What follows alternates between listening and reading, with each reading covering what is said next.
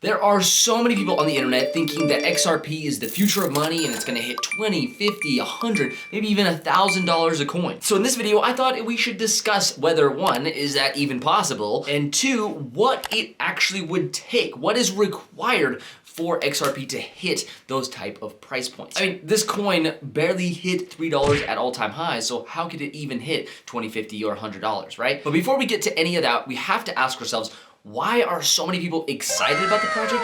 And why is there a completely opposite camp of people that are so polarized against it?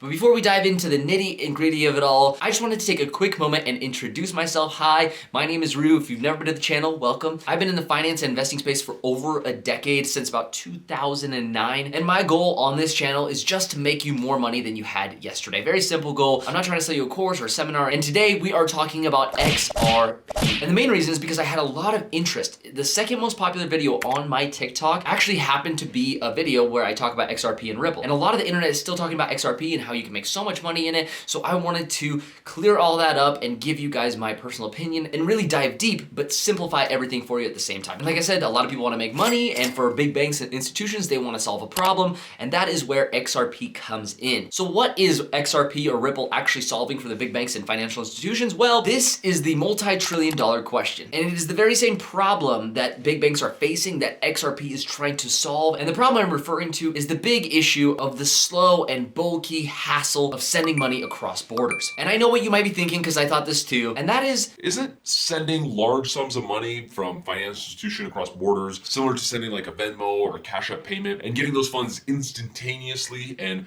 pretty much free? I mean, it's not like we're trying to ship tons and tons of gold on a ship across seas, right? Well, it's obviously easier than that, especially because you don't have to worry about Somali pirates raiding your gold-filled ship. But on the other hand, it's way slower and harder and more expensive than the Cash App and Venmo example. In fact, Cash App and Venmo may seem instant on a small scale, but they're actually not even sending you the same money that your friend might have sent you. Wait a minute!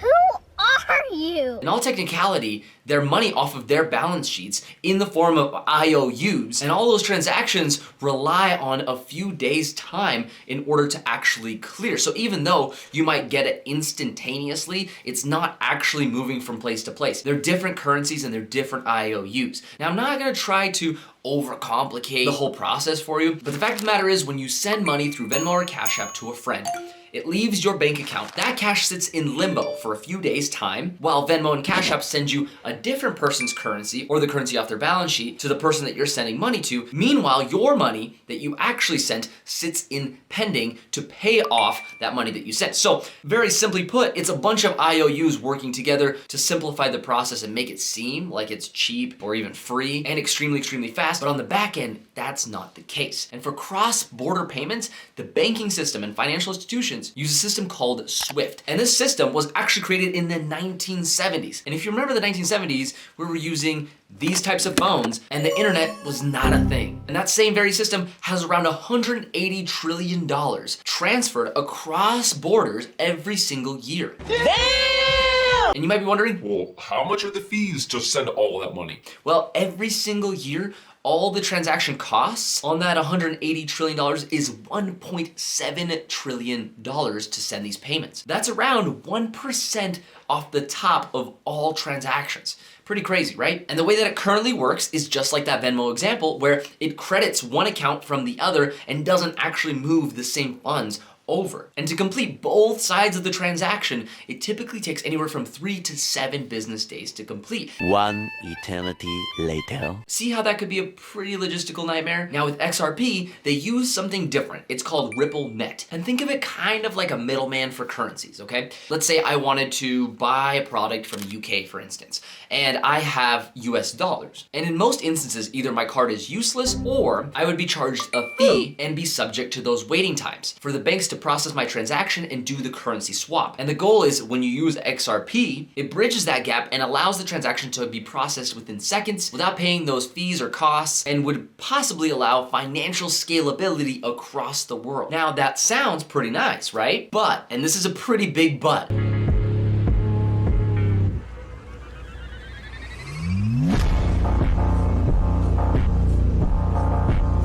SWIFT is currently adopted by over 11,000 banks and financial institutions around the world. Since it's had a lot of time to mature, it's a very, very popular, strong, and politicized network. So if we were to try to make the change to XRP or RippleNet, the change would not happen overnight. In fact, it could take tens of years to try to implement this change. And the more likely outcome of what might happen is that at first it will be used as a secondary network. And it may or may not replace the SWIFT system, or what I think will happen is that it will be used alongside SWIFT for a few decades. So that way more and more financial institutions, try to understand it and trust it. But there is a third possible outcome, and that is that banks and financial institutions won't actually use XRP or RippleNet at all. And instead, they will just copy and replicate what Ripple is trying to do and create their own system, just like they built with SWIFT. And they will replace SWIFT with their own version of whatever they decide to build Ripple as. And if you happen to be an investor of XRP, aka Ripple, you're probably hoping for the most optimistic outcome for your portfolio, right? Naughty, naughty,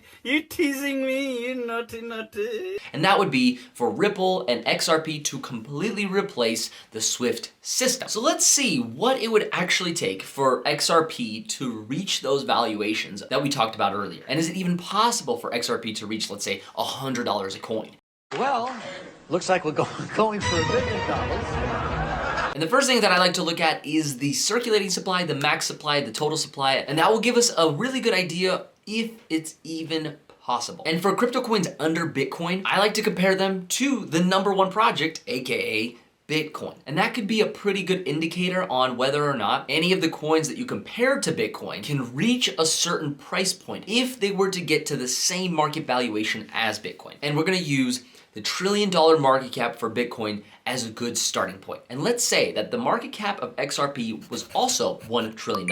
And we, let's say, divide that by the 100 billion tokens that exist. At a $1 trillion market cap for XRP, that would mean a $10 currency, which is 1/10 of $100. So some might argue, Well, if it can hit 1 trillion, why can't it hit 10 trillion? well, that could happen, but I would argue that most likely it won't hit 10 trillion. One of the major reasons why I think this, and again, take this with a grain of salt, is because the entire crypto market cap in its peak, at least in this last cycle, which consists of tens of thousands of coins, hasn't even hit above $3 trillion in market cap. Not only that, but this currency used to sit in the #3 spot in total market cap of coins. And since that point, it has been falling, which means it's not on the right trajectory to get to a $10 trillion market cap. And that's a major problem as an investor. And although it might hit that $1 trillion market cap, it has a lot of roadblocks ahead of it.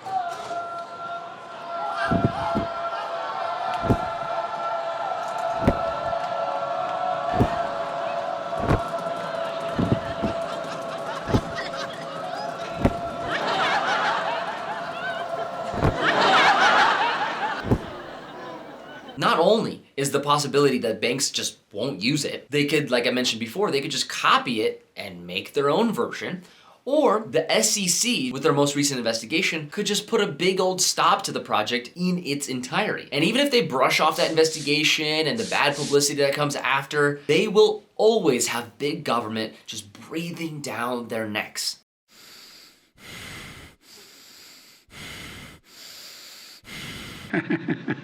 But there is something really, really important that I also wanted to share, and that is this. Whether you agree with my sentiment or you love or hate blockchain, the fact of the matter is this space is being adopted faster than the internet was in its initial stages. People in third world countries are experiencing a technology leap like no other. It is so unprecedented because something like this has never been seen before. In most of these third world countries, they haven't really had a banking system or a financial institution to look to. And those same people are now skipping that step and getting cell phones, which allow them to have crypto wallets before they even had a financial institution to lean on. And that is the power that crypto has to scale in these areas, which, funny enough, the majority of people around the world live in these same areas. And whether you want to buy XRP, Bitcoin, Ethereum, any other cryptocurrency that's out there, or maybe you don't want to buy them, you still cannot deny the absolute sheer power that the crypto ecosystem carries and will continue to carry into the next 5, 10, 20-year span. What do you think about XRP? Let me know down in the comments below. I'd love to hear from you. And if you want to see more content like this, make sure to subscribe. And remember, I don't have a precise uploading schedule, so please make sure to hit the notification bell if you want to be notified when I do post. And if you want to see what rich people are investing in, or maybe what they're not investing in, go check out this playlist here. See you guys in the next one. Peace out.